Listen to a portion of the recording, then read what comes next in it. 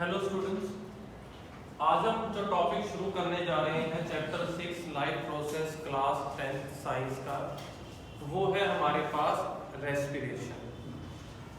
Generally जो गलती हम लोग करते हैं रेस्पिरेशन को समझने में वो ये कि जब भी आपसे ये पूछा जाता है कि रेस्पिरेशन होता क्या है, तो हम जवाब जो देते हैं वो ये कि it is the process of taking oxygen and giving out carbon dioxide, यानी कि ऑक्सीजन को लेना बॉडी के अंदर और CO2 को छोड़ देना ही रेस्पिरेशन कहलाता है। Exchange of gases you can say that. लेकिन ये सही नहीं है। जिस टर्म की हमने अभी बात करी कि ऑक्सीजन को बॉडी में अंदर लेना, CO2 को बाहर छोड़ देना, ये जो प्रोसेस है ये तो ब्रीथिंग कहलाती है। सांस लेना सांस छोड़ना तो ब्रीथिंग कहलाता है। तो फिर रेस्पिरेशन क्या है? रेस्पिरेशन वो प्रोसेस है जिसमें लिविंग थिंग्स जो होती हैं वो एनर्जी प्रोड्यूस करती हैं फूड में से with the help of oxygen. जो आपने खाया आपके पेट में चला गया, डाइजेशन प्रोसेस हो गई, बड़े टुकड़ों को छोटे टुकड़ों में तोड़ दिया गया। अब जब बॉडी के जो लिविंग पार्ट्स हैं, जो लिविंग सेल्स हैं, वो क्या करेंगे?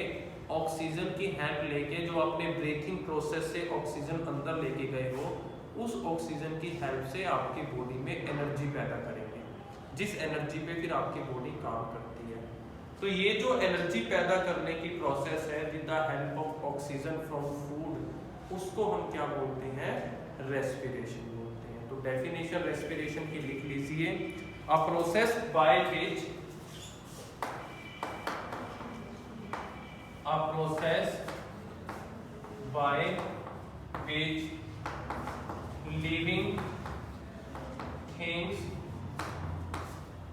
produces energy from food using oxygen।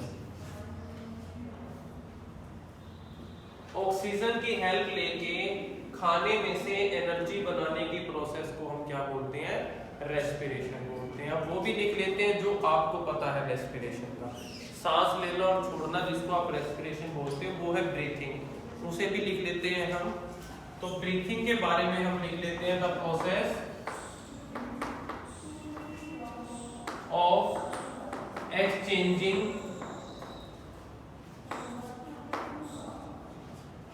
gases between body and its surrounding is called breathing। उसको हम क्या बोलते हैं? ब्रीथिंग बोलते हैं। ठीक है।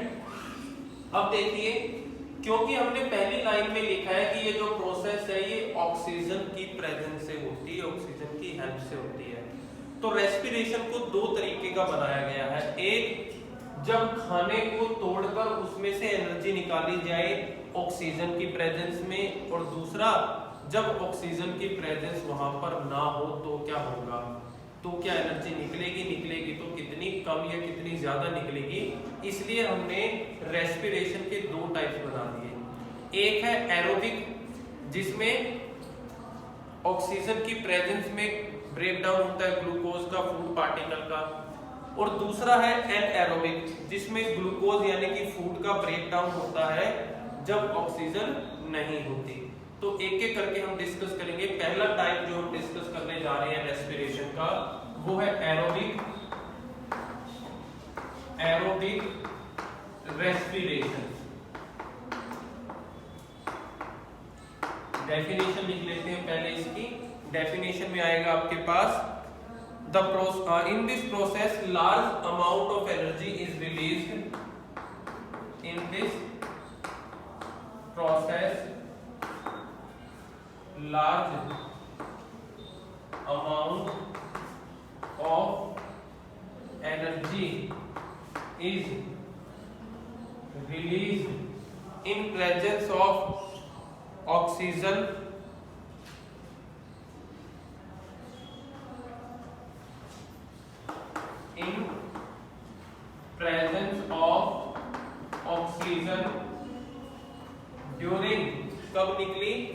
During break down of food, जब खाने को तोड़ा जा रहा था, पेट के अंदर डाइजेशन हो रहा था, उस टाइम जो रेस्पिरेशन प्रोसेस हुई, ऑक्सीजन को साथ में मिलाकर जो ब्रेक डाउन हुआ, उसमें बहुत लार्ज अमाउंट ऑफ एनर्जी आपके पास निकली, जिसको हमने क्या नाम दिया है, एरोबिक रेस्पिरेशन। ठीक है, अगर ऑक्सीजन नहीं होती तो हम इसको एनएरोबिक रेस्पिरेशन का नाम देते, जो कि नेक्स्ट टाइप हम करने वाले हैं। अब एरोबिक रेस्पिरेशन का हमने पढ़ लिया, अब इसकी रिएक्शन लिखते हैं कि इसमें होता क्या, प्रोसेस में होता क्या है। जो आप भोजन खाते हो वो है किसकी फॉर्म, ग्लूकोज की फॉर्म। क्या है इसका फॉर्मूला, C6H12O6। ये जो आपने ग्लूकोज खाया, ये ग्लूकोज साइटोप्लाज्म में टूट जाता है। Cytoplasm is a part of cell, आप सबको पता है, 9th क्लास 8th क्लास से करके आए हो आप ये चीज। साइटोप्लाज्म में ग्लूकोज टूट जाता है, और टूट के ग्लूकोज के अंदर कार्बन के 6 मॉलिक्यूल थे, टूटकर 3 रह जाते हैं। वो जो 3 रह जाते हैं उसको हम बोलते हैं पाइरुवेट, और इसका फॉर्मूला होता है C6H4O3। आपने देखा कार्बन कितने रह गए, यहाँ पर 3 रह गए, बाकी के जो 3 थे वो एनर्जी में कन्वर्ट हो गए। ये बनी रिएक्शन, ग्लूकोज साइटोप्लाज्म में टूट जाता है और पाइरुवेट बना लेता है, और साथ में निकलती है एनर्जी। लेकिन ये जो प्रोसेस आपके सामने लिखी हुई है, अभी इसमें हमने ये जिक्र नहीं किया कि इसमें ऑक्सीजन है या फिर नहीं है, क्योंकि ऑक्सीजन ने अभी तक अपना रोल प्ले ही नहीं किया। इतनी प्रोसेस तो होगी ही होगी बॉडी के अंदर, चाहे ऑक्सीजन हो चाहे ऑक्सीजन ना हो, यहाँ तक की प्रोसेस नहीं रुकेगी, क्योंकि ये प्रोसेस तो साइटोप्लाज्म में हो रही है, सेल के अंदर हो रही है, तो सेल के पास अपना एक स्ट्रक्चर है चीजों को तोड़ने का, उसमें से एनर्जी निकालने का, उन्होंने एनर्जी निकाल दी। लेकिन अब जो प्रोडक्ट आपके पास आया, उस प्रोडक्ट को हमने रिएक्टेंट बनाया और इस रिएक्शन को फर्दर कराया ऑक्सीजन को देकर। अब आया प्रेजेंस ऑफ ऑक्सीजन में, हमने इस रिएक्शन को कराया किसके अंदर, इन माइटोकॉन्ड्रिया। माइटोकॉन्ड्रिया वर्ड आपने इजीली सुन रखा है, इसे पावर हाउस ऑफ सेल कहा जाता है। जब लार्ज एनर्जी निकलनी हो तो उसको स्टोर करने की जो जगह है सेल के अंदर, वो माइटोकॉन्ड्रिया है। इसलिए जब इस रिएक्टेंट को हमने ऑक्सीजन की प्रेजेंस में रिएक्शन कराई, इसको ब्रेक डाउन किया, इसको फर्दर तोड़ा हमने ऑक्सीजन की प्रेजेंस में, तो हमने इसको माइटोकॉन्ड्रिया में कराया है, क्योंकि हमें पता है यहाँ पर एनर्जी बहुत निकलेगी, वो वहां स्टोर हो जाएगी। अब जो प्रोडक्ट आपके पास आएंगे वो प्रोडक्ट होंगे आपके पास 6CO2 6H2O और साथ में निकलेगी 38 ATP। अब देखिए क्या है, ये दो चीजें आपके लिए कोई नई नहीं है, कार्बन डाइऑक्साइड और H2O आपने पहले भी देखा है। आप अगर बुक देखोगे तो बुक में कार्बन डाइऑक्साइड और वाटर के साथ यहाँ पर एनर्जी लिखा हुआ दिखाई देगा, क्योंकि ये एनर्जी है, पर हमने यहाँ पर एनर्जी की वैल्यू लिखी है ताकि आपको डिफरेंस भी पता लगे कि ऑक्सीजन के साथ कितनी एनर्जी आ रही है और ऑक्सीजन के बिना कितनी ऑक्सीजन एनर्जी आ रही है। एटीपी क्या है, एडिनोसाइन ट्राइफॉस्फेट।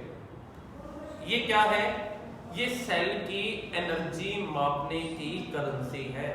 जैसे मैं आपको कहूं कि जाओ 100 रुपए की चीनी लेके आओ, तो आप दुकान वाले को जाके 100 रुपए दोगे तो वो चीनी आपको किस में तोल के देगा, किलो की फॉर्म में। 2 किलो आती होगी तो 2 किलो देगा, 3 किलो आती होगी तो 100 रुपए में 3 किलो दे देगा। तो वो किलो क्या है, वो किलो मापने की, तोलने की करेंसी है। ऐसे ही सेल के पास कितनी एनर्जी है, वो किस करेंसी में मेजर की जाती है, एटीपी की फॉर्म में मेजर की जाती है। 38 है तो 38 एटीपी एनर्जी है, कम है तो कम एनर्जी है, लेकिन 38 एटीपी बहुत ज्यादा एनर्जी होती है, काफी एनर्जी होती है हमारे पास। तो ये पहले प्रोसेस हमारी कंप्लीट हुई, एरोबिक रेस्पिरेशन, जिसमें फूड का ब्रेकडाउन हुआ एनर्जी गेट करने के लिए, इसकी प्रेजेंस में, ऑक्सीजन की प्रेजेंस में। अब हम दूसरी टाइप के पास जाते हैं। दूसरी टाइप है हमारे पास anaerobic.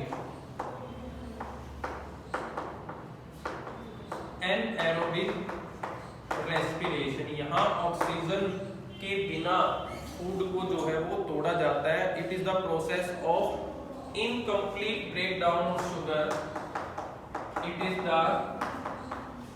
Process of incomplete breakdown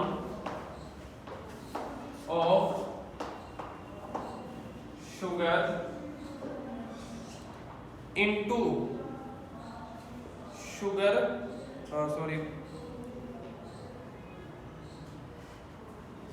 in which small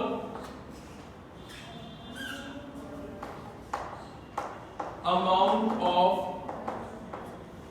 energy is released due to absence या फिर लैक ऑफ ऑक्सीजन। देखिए इनकम्प्लीट ब्रेकडाउन इसलिए बोला क्योंकि ऑक्सीजन के साथ ही ब्रेकडाउन कंप्लीट फॉर्म में होता है, बिना ऑक्सीजन के कंप्लीट नहीं हो पाता। अब इनकम्प्लीट ब्रेकडाउन ग्लूकोज लिख लो, शुगर लिख लो, फूड लिख लो। शुगर और ग्लूकोज आपको पता ही है, सेम उससे हम दिखाते हैं इनको। जिसमें स्मॉल अमाउंट ऑफ एनर्जी निकली या तो ऑक्सीजन की एब्सेंस में या फिर ऑक्सीजन की कमी। कमी का मीनिंग है बिल्कुल जीरो तो नहीं है पर इतनी थोड़ी है कि जिसका कोई फायदा नहीं है, उसको हम लैक ऑफ ऑक्सीजन बोल देते हैं। एब्सेंस का मीनिंग है ऑक्सीजन बिल्कुल ही नहीं है हमारे पास। तो यहाँ पर दो टाइप बनेंगे हमारे पास एनएरोबिक के। पहला टाइप जिसमें बिल्कुल एब्सेंट है, दूसरा टाइप जिसमें थोड़ी बहुत ऑक्सीजन है, ज्यादा नहीं है। तो जो पहला टाइप हमारे पास बनेगा वो है आपके पास alcohol fermentation.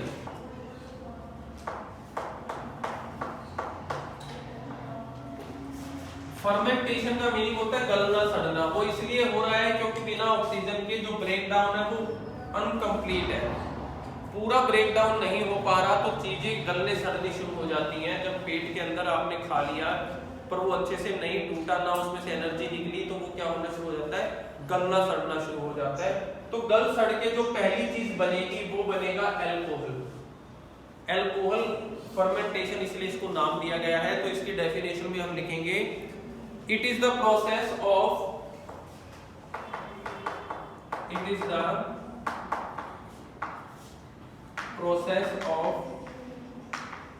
incomplete breakdown of sugar into ethanol and CO2 in absence of oxygen। जब शुगर का ब्रेकडाउन होगा ऑक्सीजन की एब्सेंस में, तो वो इथेनॉल और CO2 दो चीजें आपको देगी। इथेनॉल अल्कोहल की ही फॉर्म होती है और ये प्रोसेस यूज की जाती है वाइन बनाने के लिए, बियर बनाने के लिए, चीज बनाने के लिए, उन सब में इन प्रोसेसेस का यूज किया जाता है। अब ये प्रोसेस होती कहाँ है? जैसे ऊपर वाली प्रोसेस आपने लिखा था माइटोकॉन्ड्रिया में होती है, तो जो आपके पास अल्कोहल फर्मेंटेशन प्रोसेस है ये आपके पास ईस्ट में होती है। ईस्ट बैक्टीरिया जो होते हैं आपके पास ये ईस्ट में होते हैं। तो इसका हम लिख लेते हैं, रिएक्शन लिख लेते हैं इसकी। तो देखिए मैंने आपको ये बताया था यहाँ तक की रिएक्शन तो सेम होती है, ऑक्सीजन का कोई फर्क नहीं पड़ता।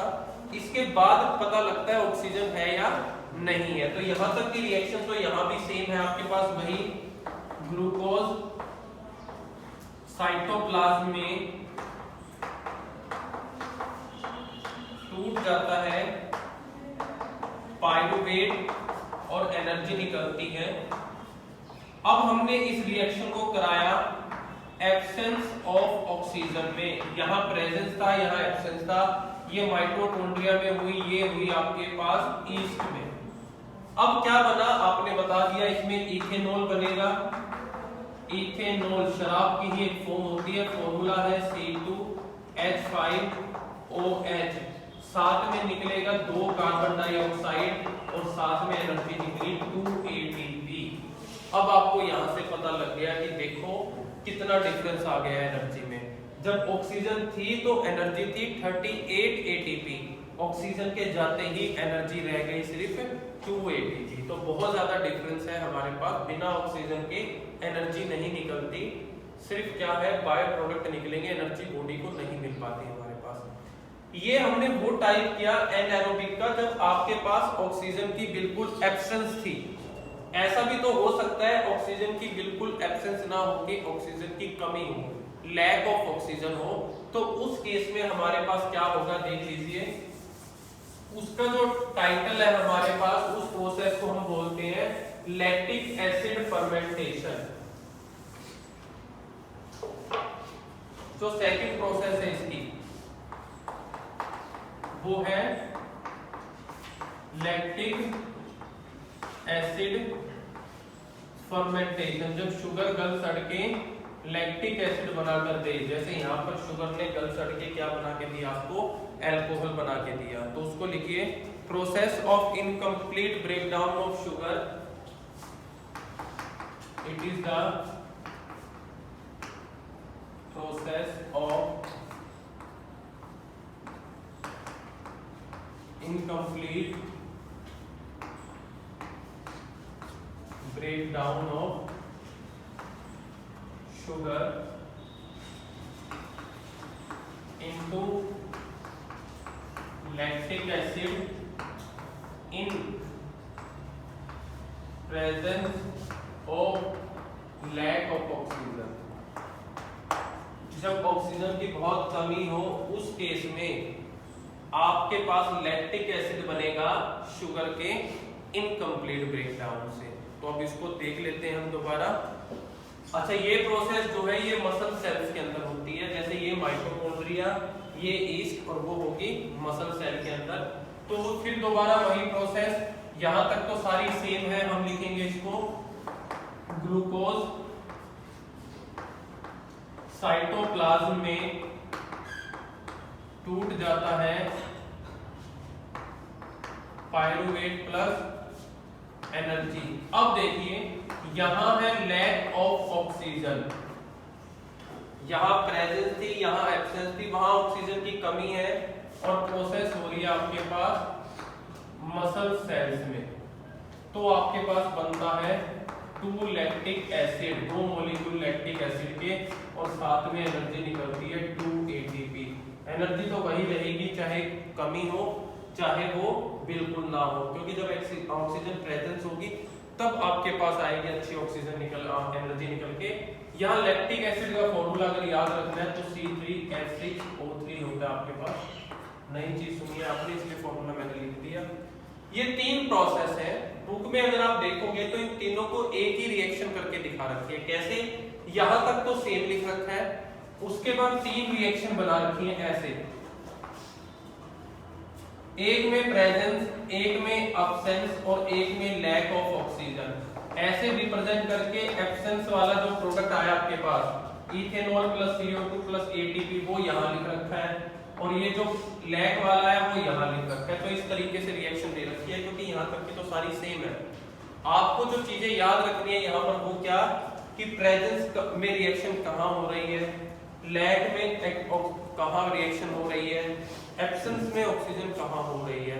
थोड़ा सा याद कैसे रखना है आपको कि अल्कोहल लैक में है या एब्सेंस में है, या लैक्टिक एसिड एब्सेंस में हो रहा है लैक में हो रहा है। तो उसकी एक थोड़ी सी लाइन आप याद रख सकते हो, A for alcohol, A for absence, L for lactic, L for lack. अगर लैक ऑफ ऑक्सीजन में है तो लैक्टिक बनेगा, एब्सेंस ऑफ ऑक्सीजन में है तो क्या बनेगा, वहां पर अल्कोहल बनेगा। ऐसे आप याद रख सकते हो ताकि कंफ्यूजन ना हो आपको। क्वेश्चन आपके पास किस तरीके से आ सकते हैं, अगर पूरा क्वेश्चन देना हुआ एग्जामिनर को तो वो आपको बोलेगा explain the different ways of glucose breakdown. Glucose जो ब्रेकडाउन हो रहा है उसके सारे तरीके एक्सप्लेन करो, तो तीनों आपको करने पड़ेंगे। इसके अलावा सिंपल क्वेश्चन अगर दे तो आपसे सीधा पूछ सकते हैं व्हाट इज एरोबिक रेस्पिरेशन। तो एरोबिक का मीनिंग है आपको सिर्फ ऑक्सीजन की प्रेजेंस वाला एक रिएक्शन करके दिखाना है। अगर वो कहे व्हाट इज एनएरोबिक तो आपको फिर दोनों टाइप करके दिखाने पड़ेंगे, अल्कोहल भी और लैक्टिक भी। हो सकता है वो दोनों में डिफरेंस भी पूछ ले, व्हाट इज एरोबिक और इनएरोबिक, और इससे अलग अगर फिर भी उसे कंफ्यूज करना होगा आपको तो वो डायरेक्ट इनका नाम भी ले सकता है, व्हाट इज अल्कोहल फर्मेंटेशन या फिर what is lactic acid fermentation. तो आपको वहां पर याद रखना है कि ये टॉपिक रेस्पिरेशन के हैं, क्योंकि जब आप सिर्फ इतना नाम सुनते हो एग्जाम में तो फिर आपको ये याद नहीं आता कि ये रेस्पिरेशन का टॉपिक है। आप सोचते हो कि अल्कोहल फर्मेंटेशन और लैक्टिक एसिड फर्मेंटेशन तो कहीं पे पढ़ा ही नहीं, क्योंकि 6th यूनिट में तो आप सिर्फ प्रोसेस पढ़ रहे हो बॉडी की। तो आपको सारे क्वेश्चंस भी पता होने चाहिए कि किन किन वे से क्वेश्चन पूछा जा सकता है। बच्चे जो सबसे ज्यादा क्वेरी करते हैं वो ये जी तीनों रिएक्शनों को अलग अलग लिखना है या ऐसे लिख दे, कोई फर्क नहीं पड़ रहा। अगर आपको कंबाइंड क्वेश्चन पूछा गया है एग्जाम में कि explain all the different ways of glucose breakdown, आप कंबाइंड लिख सकते हो। लेकिन अगर आपको aerobic respiration and anaerobic respiration को अलग अलग पूछा गया है तो आपको रिएक्शन भी अलग अलग ही लिख के दिखाने का बेनिफिट है। डेफिनेशन लिखो, रिएक्शन लिखो, डेफिनेशन लिखो, रिएक्शन लिखो, वो भी ठीक है। तो आपने जो आज का चैप्टर था वो है हमारे पास ग्लूकोज ब्रेकडाउन का रेस्पिरेशन, आज हमने शुरू किया है, इसको आपने अच्छे से रिवाइज कर लेना।